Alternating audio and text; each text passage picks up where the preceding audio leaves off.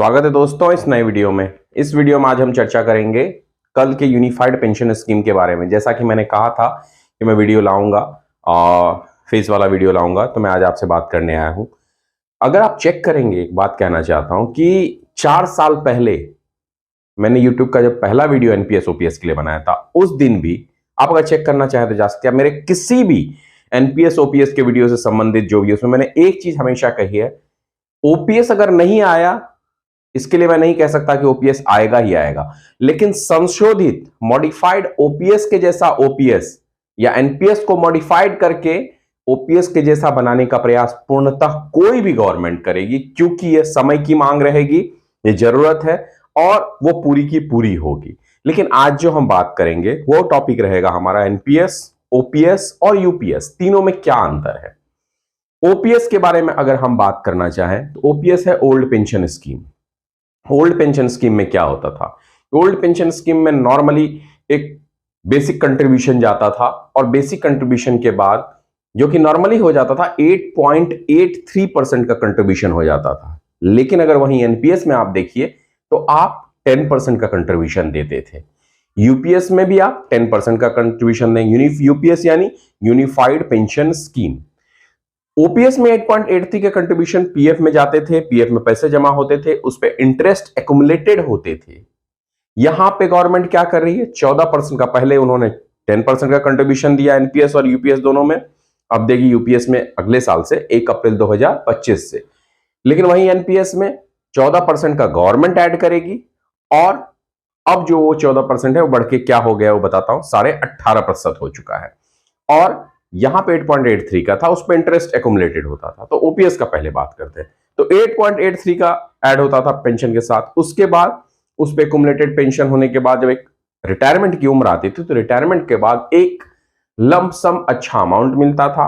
Last withdrawn salary का, अंतिम salary का बेसिक प्लस डीए, 50% बेसिक का अलॉन्ग विथ डीए दिया जाता था, यानी बेसिक का 50% विद डीए। उसके हिसाब से 50 कम से कम 20 वर्ष की सर्विस पूरी होनी चाहिए तो आपको पूरी पेंशन दी जाती थी। 15 वर्ष की सर्विस है तो हाफ पेंशन दी जाती थी। 10 वर्ष की सर्विस है तो पेंशन दी ही जाती थी।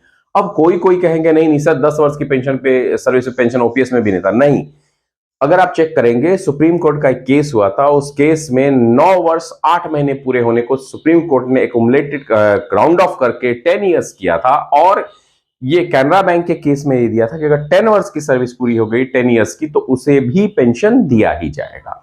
ये ओल्ड पेंशन में था। बेनिफिट क्या मिलता था और एनपीएस यूपीएस में क्या चेंजेस हो रहे हैं, तो वो एक लमसम अच्छा अमाउंट एक नॉर्मल ग्रुप सी के कर्मचारी को 35, 40, 45 लाख, 50 लाख मिल जाते थे ओल्ड पेंशन स्कीम में लमसम अमाउंट, फिर पेंशन राशि मिल जाती थी। दूसरा बेनिफिट क्या होता था कि आपका जो पैसा जमा हो रहा है कट के 8.83 या 8.82 या 8 से 8.5% का एक रफ फिगर पकड़िए, जब वो जमा हो जाता था तो उस पर कभी आपको जरूरत पड़ी 10 लाख की तो आप उस पीएफ में से निकाल पाते थे और आप अपने कंट्रीब्यूशन को बढ़ा करके फिर से उसमें एडिशनल ऐड कर सकते थे, नहीं भी कर सकते थे। ये बेनिफिट मिलता था।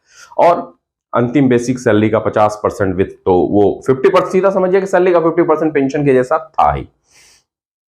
यहां पे गवर्नमेंट को क्या था कि गवर्नमेंट को कोई खास बड़ा हमारी तरफ से कंट्रीब्यूशन नहीं जाता था। अब आते हैं एनपीएस की तरफ। एनपीएस में क्या होता, और उसके बाद स्पाउस में क्या था ओल्ड पेंशन में कि स्पाउस को डेथ होने के बाद पेंशनर की 50% उसका पेंशन मिलते रहेगा till the life time. NPS में क्या था, एनपीएस में नॉर्मली 10% का कंट्रीब्यूशन जा रहा है, 14% का गवर्नमेंट दे रही थी, वो ऐड होकर एक्युमुलेटेड होगा at the time of retirement. Retirement के समय मान लीजिए आपका पेंशन होता है, हम पकड़ते हैं एक्युमुलेटेड राशि आपकी होती है 1 करोड़ रुपए, आपके जो जमा हुए, सरकार ने भी जो जमा किए टोटल जमा होकर के, तो सरकार कहती थी आप मैक्सिमम 2/3 ले सकते हैं, 2/3 तक, यानी 60 लाख आपने विड्रॉ कर लिया और उस 40 लाख पे आपको पेंशन मिलते रहेगा। आपके बाद, आपके डेथ के बाद आपके स्पाउस को यह ऑप्शन रहेगा कि आइदर वो 40 लाख ले, आइदर उस 40 लाख पे पेंशन लेते रहे और बचा वो जो 40 लाख अमाउंट है वो आपके नॉमिनी, यानी बेटा या बेटी जिसको नॉमिनी रखेंगे उसको दे दिया जाएगा। ये था एनपीएस का एक रफ एंड टफ फिगर। उसमें मॉडिफिकेशंस आए बाद में। पहले उसमें ग्रेच्युटी एडेड नहीं था। उस ग्रेच्युटी को जब एनपीएस की घोषणा हुई उसके बाद कर्मचारियों के यूनियन की लड़ाई के बाद एनपीएस में ग्रेच्युटी ऐड कर दी गई। पहले ये नहीं था एनपीएस में कि एनपीएस का कर्मचारी एनपीएस में है उसे एनपीएस मिलेगा, लेकिन अगर एनपीएस के कर्मचारी के सेवा काल के दरमियान में डेथ हो जाती है तो उसके स्पाउस को ओल्ड पेंशन मिलेगा। ये नहीं था, वो उनके एनपीएस में बाद में संघर्षरत होकर ऐड हुआ है। कई तरह के चीजों को 10 इयर्स की सर्विस के बाद ये रहेगा, 12 इयर्स की सर्विस के बाद ये, 30 इयर्स की सर्विस के बाद ऐसा भी एनपीएस में ऐड किया गया। स्टिल प्रॉब्लम कहां के खड़ी होती थी, एक एश्योर्ड गारंटेड पेंशन नहीं था, एश्योर्ड गारंटेड पेंशन का अभाव था। अब कल यूपीएस लॉन्च हुआ। यूपीएस यानी यूनिफाइड पेंशन स्कीम, इसके 5 पिलर्स बताए हैं हमारे केंद्रीय मंत्री जी ने। 5 पिलर्स में उन्होंने पहला पिलर यही कहा कि बेसिक प्लस डीए, मतलब बेसिक का 50% अगर आपकी सर्विस 25 साल पूरी हो गई है तो। मैं बाद में इसकी चर्चा करूंगा क्या क्या मॉडिफिकेशन कराए जा सकते हैं जो सही होगा। बेसिक का 50%, ठीक है।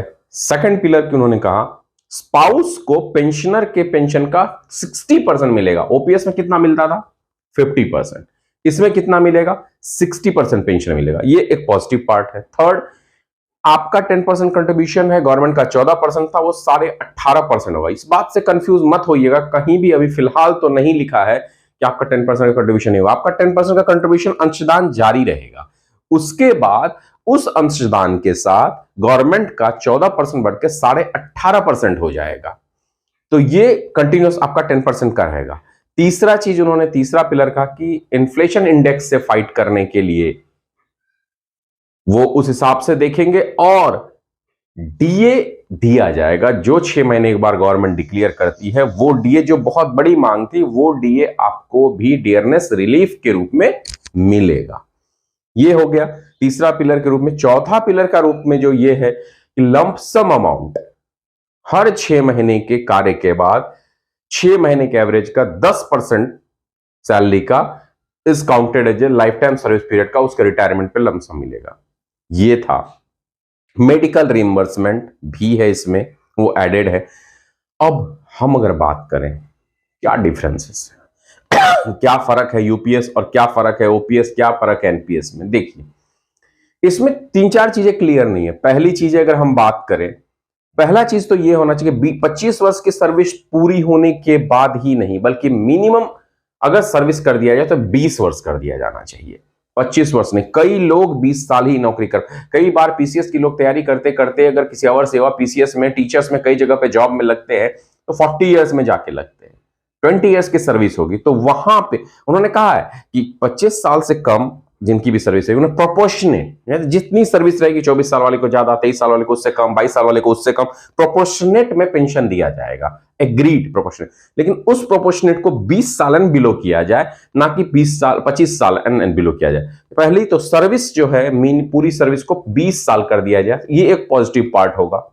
दूसरा चीज, आप लंपसम की राशि को 6 महीने वाला ना जोड़ते हुए आप ये बताइए कि 10% का जो कंट्रीब्यूशन ले लें ऑन एन एवरेज, अगर किसी का 5,000 रुपया कंट्रीब्यूशन पर मंथ जा रहा है, 60,000 हुआ, अगर वो 25 साल काम करेगा, मान लीजिए 25 साल ही काम करेगा तो 60, तो अगर उसको देखिए उस हिसाब से आप, तो कम से कम 15 लाख रुपए के आसपास वो जमा कर लेता है।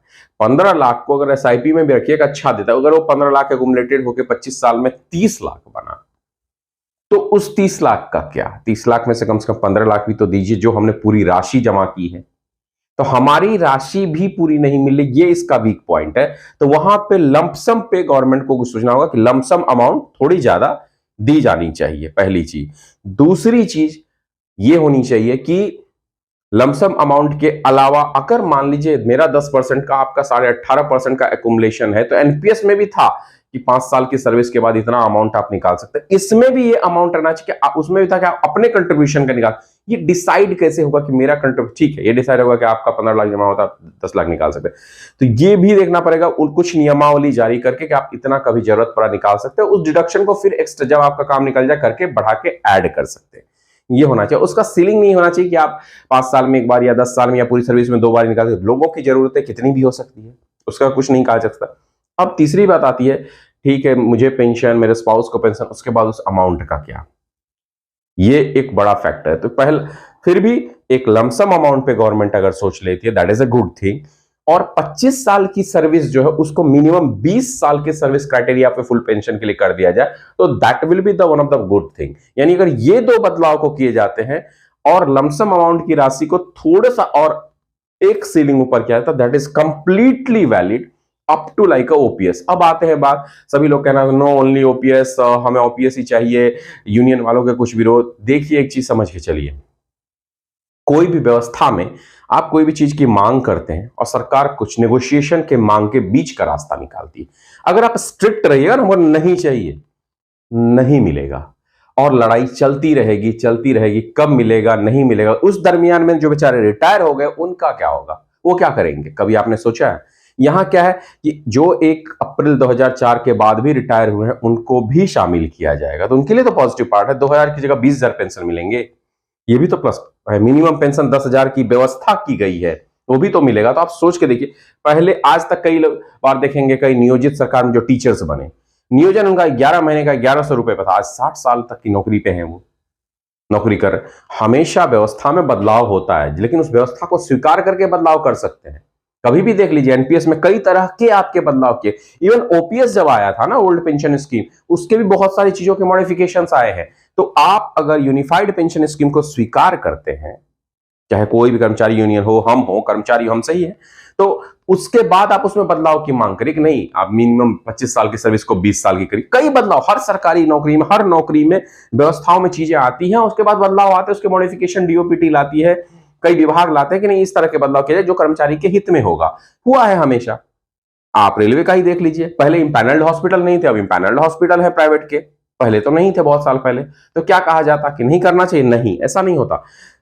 सरकार के नियमावली में, कर्मचारी के नौकरी के नियमावली में आ जाने के बाद बदलाव आते हैं। तो मेरा बस यही मानना है कि अगर ये आ गया है, इस तरह का नियम आ गया है, तो इसे स्वीकार। सबसे बड़ी बात देखिए, अगर पॉजिटिव पार्ट को भी पकड़िए, सिर्फ एक ही रिजिडनेस पे खड़े होने से कुछ नहीं होता। ठीक है, लमसम अमाउंट कम दिए जाएंगे, एक्सेप्ट इट, इट्स ओके, चलो मान लेते एक मिनट के लिए। पेंशन आपको क्या मिल रहा है? जहां 2000, 1000, 3000, 4000 पेंशन मिल रहा था, वहां आपको 50% का वो एश्योरेंस दे रही है। It's not a bad thing. जरा सोचिए गंभीरता से, उसके बाद की लड़ाई लड़िए। आप सिरे से रिजेक्ट कर सकते हैं, कर दीजिए सिरे से रिजेक्ट, वो मानेंगे नहीं, कहेंगे ये सरकार देगी, वो सरकार देगी। नहीं देगी कोई सरकार। अगर दूसरी सरकार को देना होता तो हर राज्य में उनकी सरकार कई जगह पे कई साल तक रही है, क्यों नहीं किया? 10 साल तक, 2004 से 2014 तक भी वही थी, तब उन्होंने क्यों नहीं कर दिया? बात सरकार की, हमारी लड़ाई सरकार से कभी थी नहीं, हमारी लड़ाई व्यवस्था से। व्यवस्था से मांग होती है, पर्टिकुलर पार्टी और सरकार के एजेंडे को लेकर मत चलिए। तो मेरे हिसाब से, अगर मेरे एनालिसिस को देखिए, UPS is a good option against OPS. आपको सेम पेंशन आपको सेम दिया जा रहा है, उसमें कोई चीज नहीं है। वहां 8.83 का कंट्रीब्यूशन था, यहां आपका 1.7% का एक्स्ट्रा कंट्रीब्यूशन जा रहा है। उसके बाद वहां पे थोड़ी सी सुविधा थी। तो कुछ चीजें बदलती है, कुछ चीजों को स्वीकार किया जाता है, कम ज्यादा के साथ स्वीकार करेंगे। अगर समग्र में देखेंगे तो एनपीएस से ज्यादा बेहतर है और बेहतर तरीके से। अब आप लोग एनपीएस पे रोना रोना शुरू कर देंगे, अरे नहीं एनपीएस में ये कंट्रीब्यूशन हो तो ज्यादा अच्छा था। यही प्रॉब्लम है हमारे यहाँ ना, हम यही प्रॉब्लम है। कुछ अगर मिल रहा है ना, तो कुछ मिलने के बाद अब नहीं मिलने वाली चीज जो हमें नहीं चाहिए था उसकी प्रशंसा में लग जाता है। आप बिलीव करिए, हर आदमी यूपीएस का फॉर्म भरेगा अगले साल जब आएगा, यूपीएस को एक्सेप्ट करेगा। और आने वाले समय में यही सरकार, क्यों आखिर उसने 10% से कंट्रीब्यूशन आपका 18.5% तक लेके गया? क्या ये मॉडिफिकेशन नहीं था? क्या एनपीएस के कर्मचारी की डेथ होने पे उसके स्पाउस को ओपीएस मिलेगा, या क्या ये मॉडिफिकेशन नहीं था? उसके सर्विस टेन्योर के हिसाब से पेंशन में किए गए बदलाव आप चेक करेंगे, उसमें है। आपको चाहिए तो मैं वीडियो बना दूंगा। क्या वो मॉडिफिकेशन नहीं था? वो भी सारे मॉडिफिकेशंस थे। पहले तो आप कोई पैसा नहीं निकाल सकते थे, फिर आया कि नहीं इतने साल की सर्विस के बाद आप वो पैसा निकाल सकते। तो क्या ये मॉडिफिकेशन नहीं था? तो वेट फॉर द मॉडिफिकेशंस।